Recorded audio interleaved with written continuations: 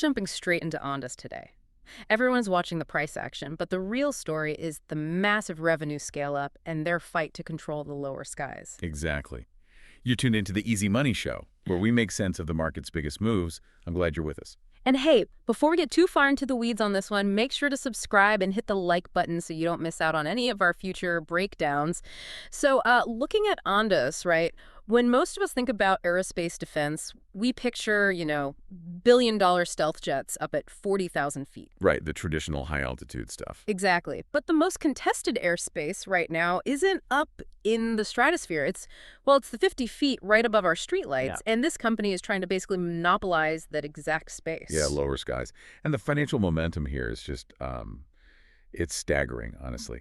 Just to set the baseline for you, we're looking at a defense and robotics firm that posted roughly $7.2 million in revenue back in 2024. Right, pretty small footprint. Very small. But for 2025, the estimates are pegging them right around $50 million. Which is a huge jump on its own, but then you look ahead and management is signaling a target of $170 to $180 million by 2026. Yeah, the $50 million is essentially just the floor they're establishing. You're tracking a 3.5 times jump on top of an already massive overnight scale-up. It's wild. I mean, the sheer velocity of that revenue curve is exactly why institutional money is paying attention right now. But a chart that looks like a hockey stick usually masks a lot of, operational chaos behind the scenes. Oh, absolutely. Scaling that fast breaks things. Right, so we really need to tear down the mechanics of this growth. We have to figure out if the underlying fundamentals actually support the hype or if it's just, a house of cards. And to understand how a company physically manages that kind of hyper growth without buckling, we really have to look at their war chest. And their balance sheet is, frankly, highly unusual for a company of this size. As of December 31st, 2025, Ondas is holding pro forma cash and equivalents exceeding $1.5 billion. $1.5 billion. That's like handing a local startup the GDP of a small island. Basically, yeah. A massive chunk of that comes directly from a $1 billion capital raise they executed on January 12, 2026. Okay, so they are flush with cash. Oh, and beyond the cash on hand, they have structured financial instruments. Warrants, specifically, that give them the potential to pull in an additional $3.4 billion if exercised. Wow. So in the microcap defense space, $1.5 billion in cash. I mean, that's not just runway. That is pure leverage to just buy out entire segments of the competition. Exactly. It's a war chest. But here's the pushback, right? Because we have to square that mountain of cash with the burn rate. They are anticipating a net loss of over $52 million for 2025. Yeah, it's a heavy bleed. Right. For a company that was only doing $7 million in revenue a year prior, that's steep. How do we reconcile this massive cash pile with such steep losses without it sounding like a massive red flag? Well, you really have to look at the anatomy of that $52 million loss. Those tens of millions in the red, they aren't stemming from a flawed unit economics model. Meaning it doesn't cost them more to build a drone than they sell it for? Exactly. The burn is coming from front-loaded capital expenditures. When a manufacturing operation scales from $7 million to $50 million in 12 months, the legacy infrastructure breaks. Yeah, you can't just run double shifts on the old machines. No, you really can't. They're actively tearing down their old supply chains and financing the construction of automated manufacturing lines. Plus, they are aggressively hiring specialized RF engineers. Got it. So they're essentially financing the skeleton of a much larger corporation before the revenue muscle fully develops. That is a perfect way to put it. And notice their capital allocation strategy here. With $1.5 billion, there are no dividend payouts happening. Right. No stock buybacks either to artificially inflate the share price? None of that. Every single dollar is being funneled entirely into high-growth corporate development, specifically through a highly targeted M&A campaign. Mergers and acquisitions. So they are using the liquidity to force consolidation in what is a pretty fragmented sector. Exactly. But, $1.5 billion war chest is just a pile of paper if it isn't deployed effectively. Right. Are they just going on a shopping spree and building a Frankenstein monster of random drone companies? Or does this actually create a cohesive defense against competitors? That's the key question. And looking at the recent SEC filings, they aren't just hoarding this capital or buying randomly. They're aggressively buying up the missing pieces of a very specific technological puzzle. To build a moat. Yes.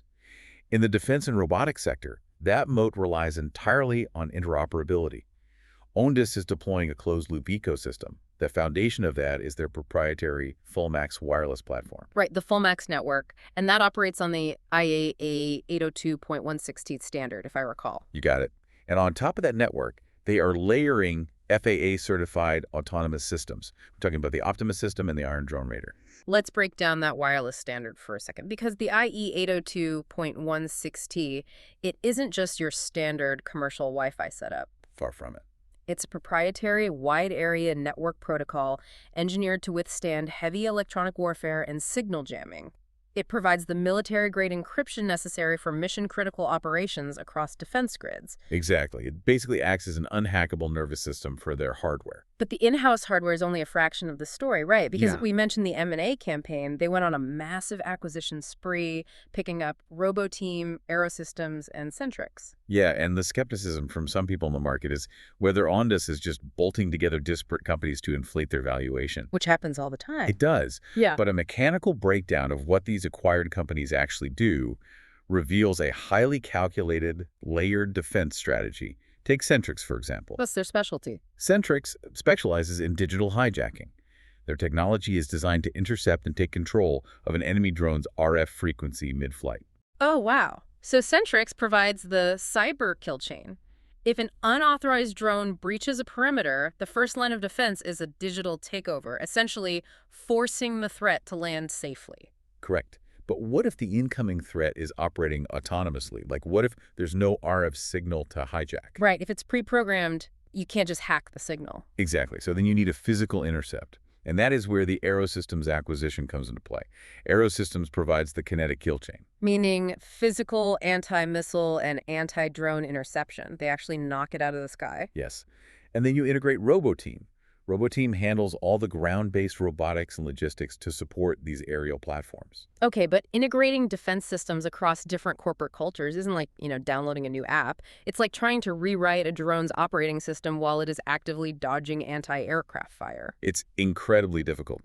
The software and the hardware from Sentrycs, Aerosystems, and Roboteam all have to speak the exact same proprietary language over that FullMAX network. Right, or the entire system crashes during a deployment. And that integration is absolutely the hardest part.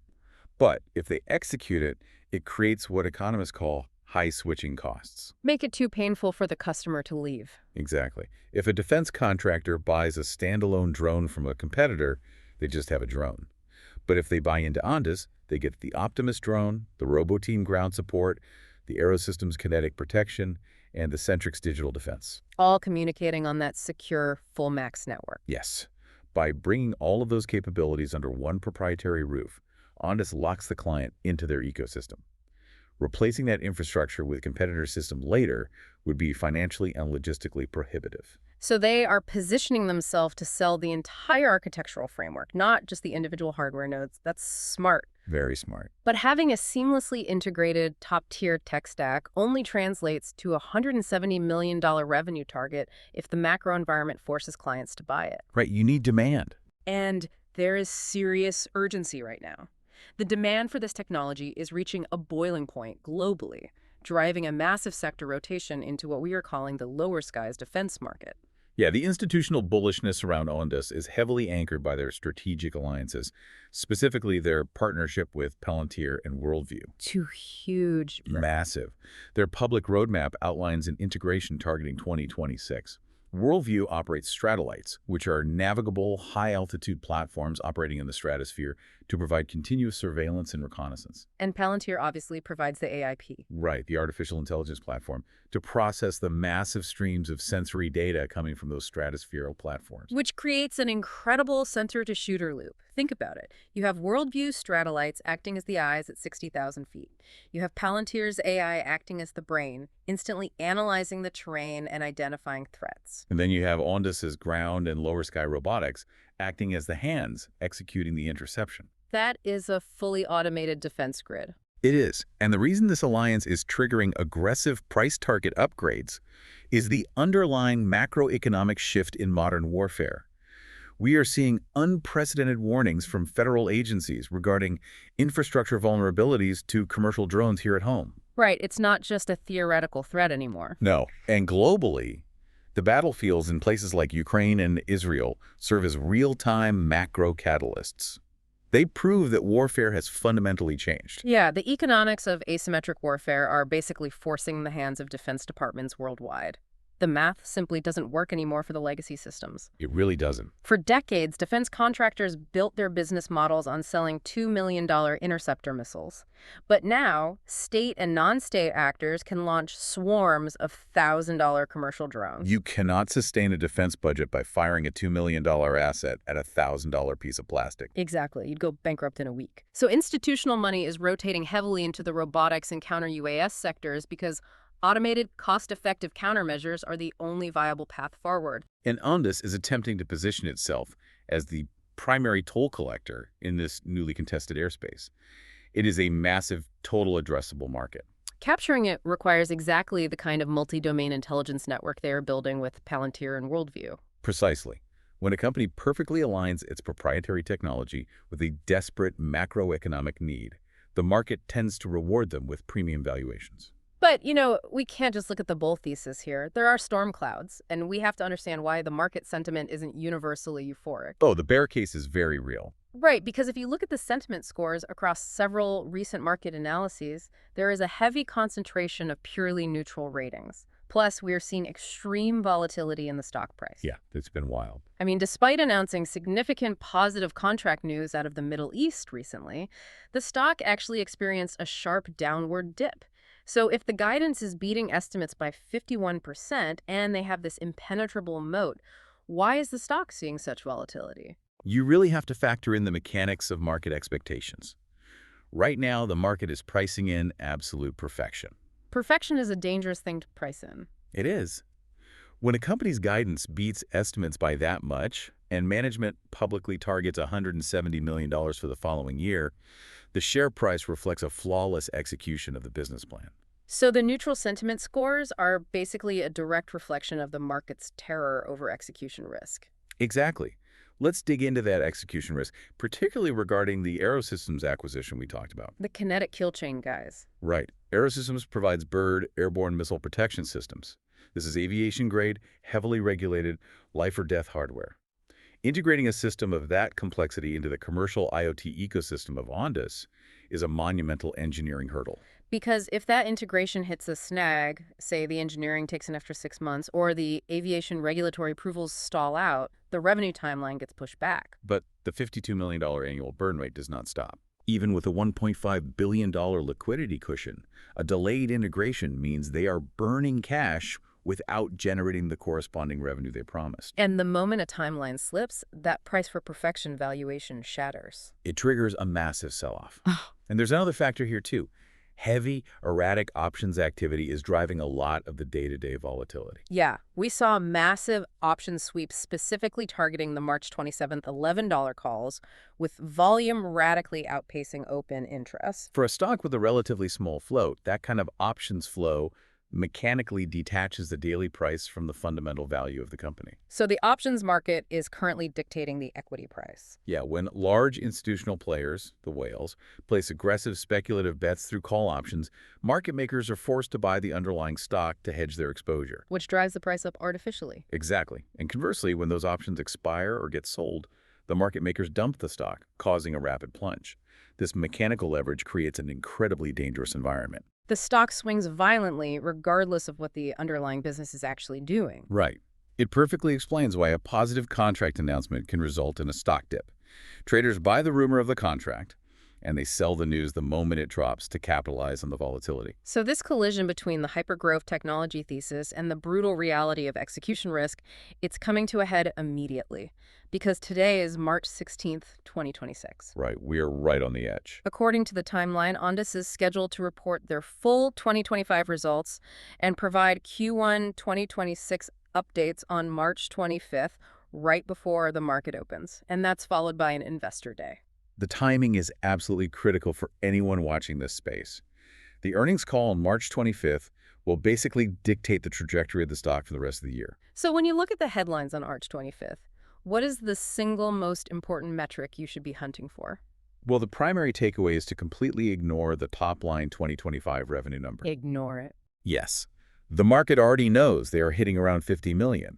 That data point is fully priced into the current valuation. The entire focus of the institutional money will be on the forward guidance. Ah, okay. So the single metric that matters is management looking the market in the eye and reaffirming that $170 to $180 million target for 2026. Exactly. If they lower that guidance, or honestly, even if they just hedge their language, the options market will unwind violently. So reaffirming the guidance is step one. What's step two? Step 2 requires management to provide concrete, granular proof of the Aerosystems integration. The market does not want a vague update that the acquisition is progressing. Right. They don't want corporate speak. No. They need mechanical proof that the Bjord technology is successfully communicating with the Optimus and Iron Drone platforms over that FullMAX network. Proof of successful, timely execution is the only metric that will justify the $52 million cash burn and stabilize the institutional sentiment. That's the bottom line. The mechanics of scaling a hardware and robotics firm are inherently brutal. Ondas has the capital and the macroeconomic tailwinds, but the next 12 months will strictly be a test of their engineering and operational discipline. It is a fascinating corporate anatomy. We are looking at a company scaling its operations at a speed rarely seen outside of pure software, attempting to physically manufacture a 3.5x revenue jump in a single year. All while integrating complex aviation hardware. Right. They've completely insulated themselves from near-term dilution by raising $1.5 billion in cash. They are systematically buying up the components of a fully integrated cyber and kinetic defense mode. And partnering with titans like Palantir to own the intelligence loop of the lower skies. But, as we covered, they are balancing all of this on a knife's edge of execution risk, navigating a highly volatile options market that demands absolute perfection. It's a high-wire act, for sure. Which leaves a much larger structural question regarding the future of our airspace. We discuss how the economics of warship have shifted toward cheap, accessible drones, making the space just above our streetlights the most contested zone on the planet. Yeah, the 50-foot mark. So, as this technology proliferates globally, you have to wonder if automated physical counter-drone systems, like the layered networks Ondas is building, will eventually stop being specialized military hardware and become mandatory urban infrastructure. That is the ultimate catalyst for this entire sector, moving from military application to civilian infrastructure. Right. I mean, in 10 years, will a physical defense network in the lower skies be as ubiquitous and as absolutely necessary for a major city as a cybersecurity firewall is for a digital network today? It radically changes the way we have to think about the physical security of the air we walk under every day. It really does. It's a completely new paradigm. Definitely something to keep in mind the next time you hear a drone buzzing overhead. Thanks for tuning in, and we'll see you next time.